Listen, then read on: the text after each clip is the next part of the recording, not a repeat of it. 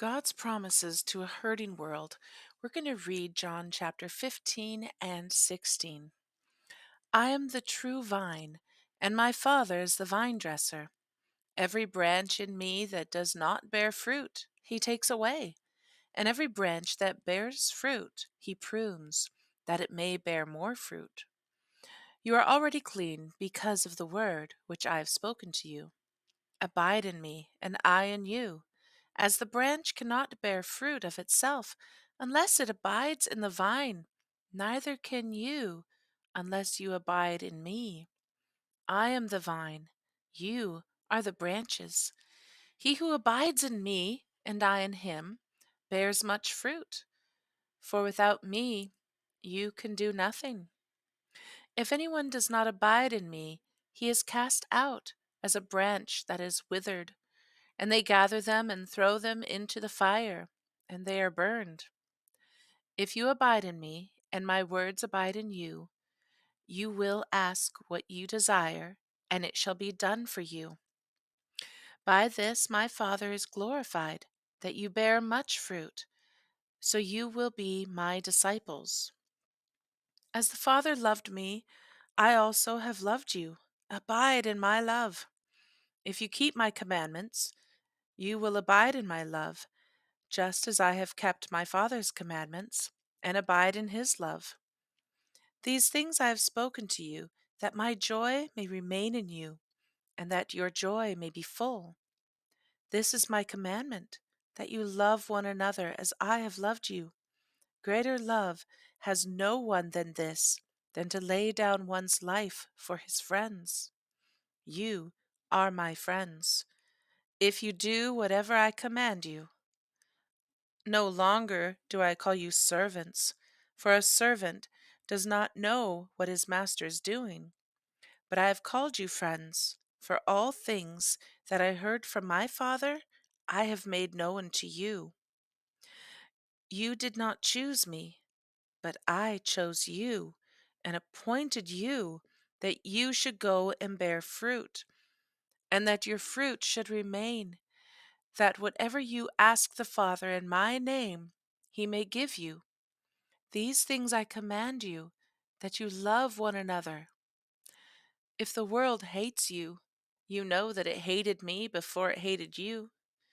If you were of the world would love its own.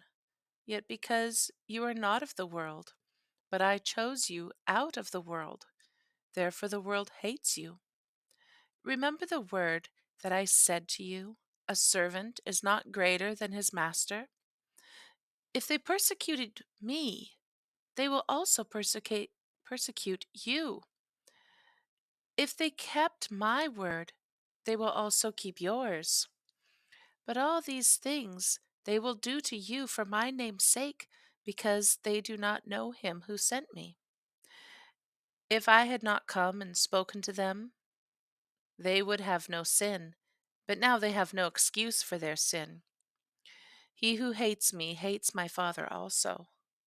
If I had not done among them the works which no one else did, they would have no sin. But now they have seen and also hated both me and my Father. But this happened that the word might be fulfilled, which is written in the law: they hated me without a cause. But when the Helper comes, whom I shall send to you from the Father, the Spirit of truth, who proceeds from the Father, he will testify of me. And you also will bear witness, because you have been with me from the beginning.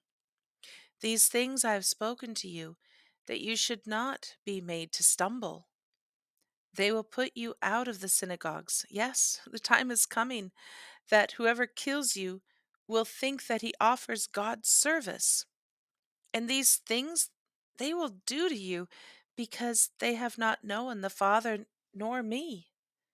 But these things I have told you, that when the time comes, you may remember that I told you of them. And these things I did not say to you at the beginning, because I was with you. But now I go away to him who sent me, and none of you asks me, where are you going? But because I have said these things to you, sorrow has filled your heart. Nevertheless, I tell you the truth. It is to your advantage that I go away. For if I do not go away, the Helper will not come to you. But if I depart, I will send him to you.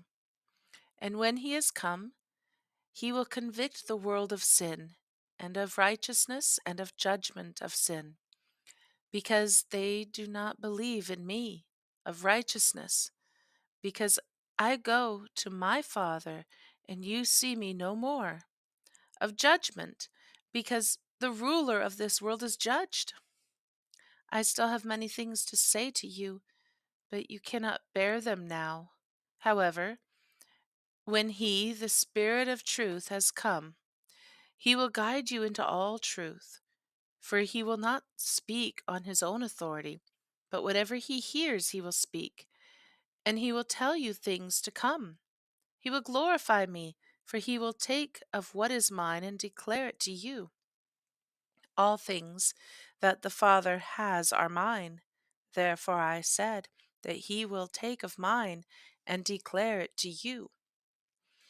A little while, and you will not see me, and again a little while, and you will see me, because I go to the Father.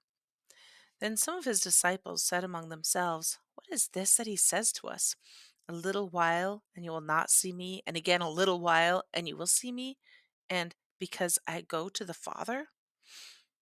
They said, therefore, What is this that he says, a little while? We do not know what he is saying. Now Jesus knew that they desired to ask him, and he said to them, Are you inquiring among yourselves about what I said? A little while, and you will not see me, and again a little while, and you will see me?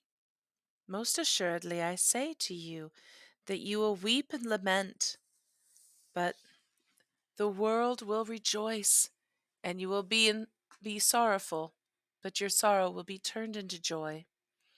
A woman, when she is in labor, has sorrow because her hour has come. But as soon as she has given birth to the child, she no longer remembers the anguish, for joy that a human being has been born into the world.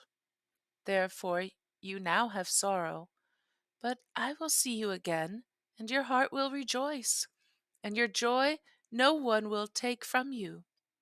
And in that day you will ask me nothing.